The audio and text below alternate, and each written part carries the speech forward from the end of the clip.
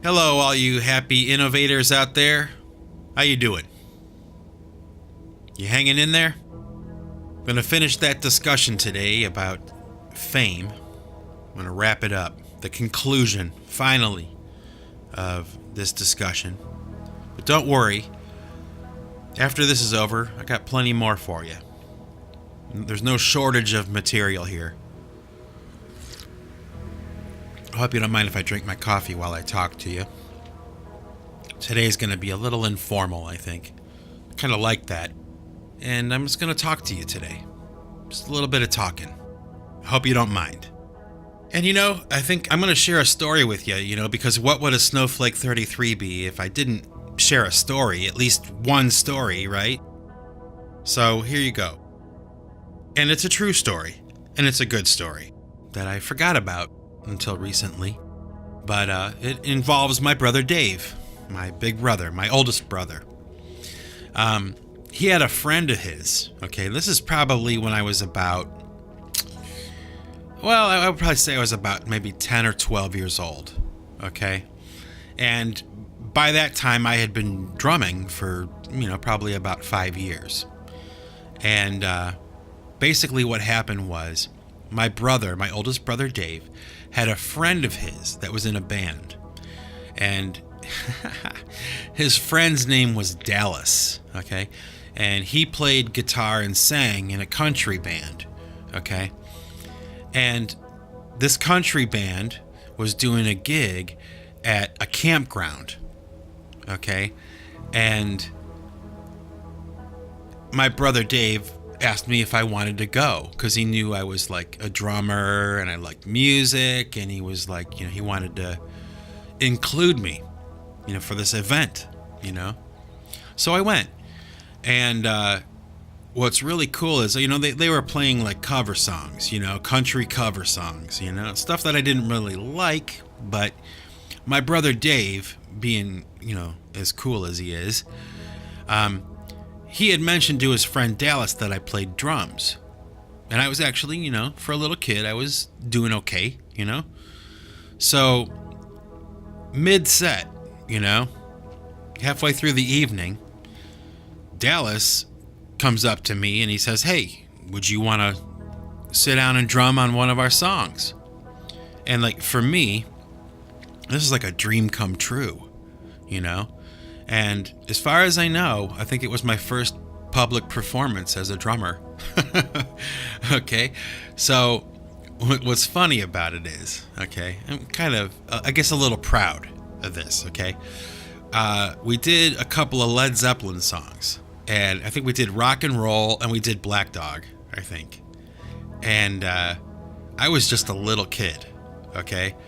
But I sat down behind this drum set, and we started to do these songs, and I was rocking out. I was this little kid just like rocking out behind this big, huge drum set, and the crowd was going crazy because I was so young, and it was kind of like from out of nowhere, just this kid, What was funny was, okay, the songs went well, okay, and I played them as far as I remember. I think I got a little tired or something, but I did okay. But their drummer, I think, got a little pissed off. Actually happened. I was just a little kid, and he kind of got pissed off. Like, okay, give me those sticks. Okay, get out of here. Yeah, that was a sign. Hearing that crowd roar, like, okay, yeah, I can do this. I could do this. Yeah, for the rest of my life, yeah, I could do this. So, little story I figured I'd share with you there. I don't know whatever happened to Dallas and his band, but, if you're out there, Dallas, thanks for the gig, man. Thanks for the debut. I had completely forgotten about that until just not too long ago, and I thought I'd share it with you. I hope you don't mind. Anyway. You know what? I'll talk about? I'll talk about the first episode. I'll talk to you about that first episode I made about a year ago. What's funny about it, like when I go back and listen to it, is I remember a lot of things that I had forgotten. And one of the things that's funny about it is at the time I did it, I was like really sick. I had like the flu. At the end of summer, I got the flu. And I was just so sick. I mean, I couldn't figure out what was going on. I mean, it was like 100 degrees outside. And here I am, bedridden. I mean, it was just awful.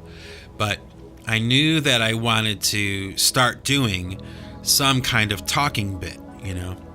So I'm pretty bullheaded sometimes, and you know, I get it in my mind that this is the date that it's going to happen. Well, sick or not sick, it was going to happen, and it did. But when I go back and listen to it, it's pretty funny because I'm talking like this.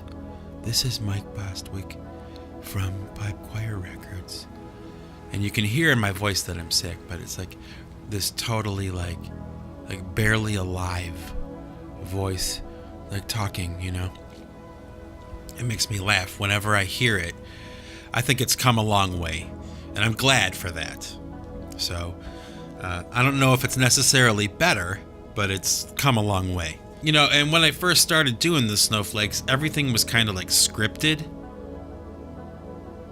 And it just took forever. I knew early on there was no way that I was ever going to be able to, you know, keep up with it. It wasn't going to happen. You know, to do that every week, that process. And so I started to do kind of like free form. And I wasn't sure if people would like it or not. But that's what I've been doing for quite some time, and it seems to be kind of working out okay. So, but really what I wanted to illustrate to you as a listener is that I am an outsider artist, and I've been preserved. I guess that's kind of how I see it, okay? When you look at the lives of famous musicians, okay, they're not really happy. They might make a lot of money and all those things, but I mean, how many cliches can you throw at that? I mean, money doesn't buy happiness, blah, blah, blah, blah, blah. You know, it's true. It is absolutely true. But what I always kind of took note of, you know, throughout my journey as a outsider artist was just how many of those artists would come and go. Like they would be really good, and they would be really famous, and then maybe after 1 or 2 or 3 albums, they weren't able to make good music anymore. Or they broke up because there was some kind of, you know, beef with the guitar player over money or something, or ownership and rights to the music, right? But with me and with Pipe Choir and PC3 and PC1 and the Marion Circle Drum Brigade, you know, now with the Interesting Actual and these SnowFlake episodes, what you have is a guy who's been kind of preserved. I was never touched by fame. I had a taste of it, and it was okay. It was all right, but for the most part, it wasn't really what I wanted. I didn't want to forfeit my ambiguity and my privacy. I didn't. It's not what I wanted. It wasn't that important to me that I was famous. It really wasn't. And now I'm glad that I'm not. I actually kind of feel like I was spared fame. You know, I guess I kind of noticed about 10 or 15 years ago, a major shift had started to take place culturally. Okay? I call it costume culture. And it was a shift towards superficiality. Now, when I was younger, there was a term that was used to describe someone. The term was poser. You were a poser if you were wearing certain clothing, a certain style of dress in order to portray that you were this kind of person with this kind of lifestyle. And that was frowned on. Okay, that was a negative thing to be called a poser because you were not authentic. You were not real. You were just presenting effrontery. You were presenting yourself as someone who lives a lifestyle without actually living the lifestyle. And I noticed that with the younger kids, that was acceptable. Okay, that became the standard. That everyone was a poser. Okay? And, you know, that kind of thinking has always inspired me to run the other way as quickly as I could. Okay? Is it a big deal? No, but it's a symptom. It's a signal that something has changed. And there were words that were used back in the day, okay, when I was a younger musician, when I was a younger artist, okay, and like words like contrived and derivative, okay, those were negative criticisms. When something was derivative of something else, or when something seemed contrived, basically what that meant was that it was not authentic, that it was co-opted from some other source, from someone who was willing to live the lifestyle or, you know, do the extreme thing, okay? And the byproduct of doing that extreme thing forged this person, forged a lifestyle, forged their fashion. It forged everything, okay? I saw this shift take place where it was okay to wear the costume but not live the lifestyle, to co-opt the look and the effrontery without being real. And that's unacceptable to me. You know, it's just unacceptable to me. And I understand that with the arts and music, and especially with the arts and music and things like that, that aesthetic is very important. Okay, I understand that. And there are artists who, in my opinion, have mastered it. Okay, the marriage between the aesthetic and the sound. Okay, for example, Bjork. Okay, everybody knows Bjork, and who would argue? Who could argue that this woman is following anyone else? She's not. It doesn't matter what other artists are doing, what her contemporaries are doing. It doesn't matter. She has always stood alone. Her music is different. Her sound is different. Her style is different. She changes it up. She's creative. But her aesthetic is all her own. She is constantly refining it and changing it. Just Google her name and look at the images of her over the years.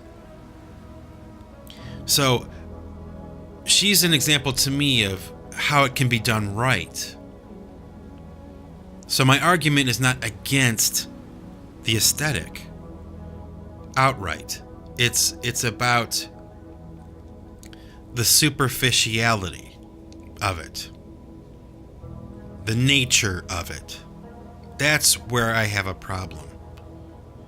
And okay, now there's another layer to this too that I want to talk about. And the reason I want to talk about it really is because it is ultimately what inspired this whole fame discussion anyway.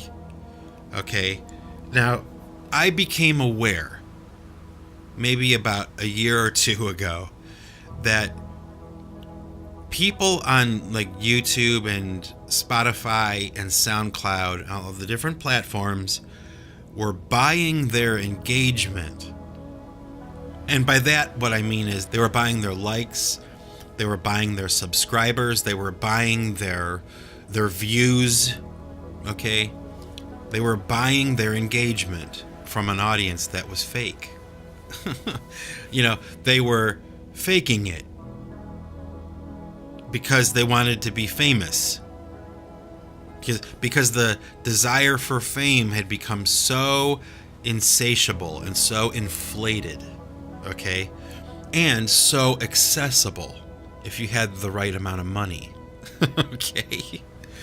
And when I first realized that, when it first came to my understanding that was not only possible, but it was happening, I was like, eye roll, face palm, whoa. Like, you've got to be kidding, okay? That was like, that hit the button in my brain. Like I had to say something. I have to say something about it. I couldn't just let that go because it was so stupid, okay? Now, I understand that, for YouTubers and, whatever, that buying your engagement is in some ways part of the game, okay? That if you want to build up your channel, if you want to build things up, you might have to buy some fake subscribers, you might have to buy some fake views to kind of puff it up a little bit so that you start to get attention from real people, okay? That your subscriber number and your likes, your engagement determines how valuable your content is to someone who is unsuspecting and just stumbling across what you're doing. But when I first realized that possibly a lot of the creators that I was coming across were actually faking it, okay, that they really weren't that good. They bought their numbers. They bought it. It was fake. Whoa. I can't believe it, I couldn't do it. I would never do it. And I guess, it was just after years of this stuff and seeing it and hearing about it and is it a big deal? Not really, but it inspired me to go the other way, okay? And fame is not important to me. Fame, what is fame? Let's ask the question. What is fame and what does it mean? Is it important? Fame is to be avoided. Fame often equals loss of privacy, loss of dignity. Fame also usually leads to pressure, and pressure leads to addictions. And addictions are to be avoided.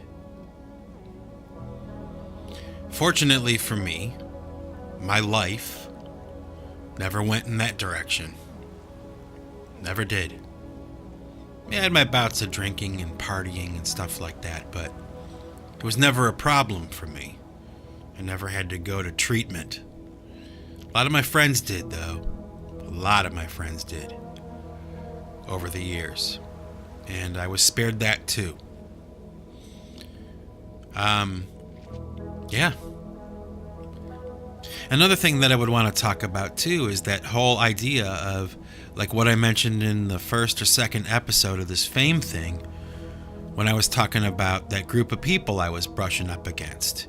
They decided who was going to be invited to the party, and they decided who wasn't.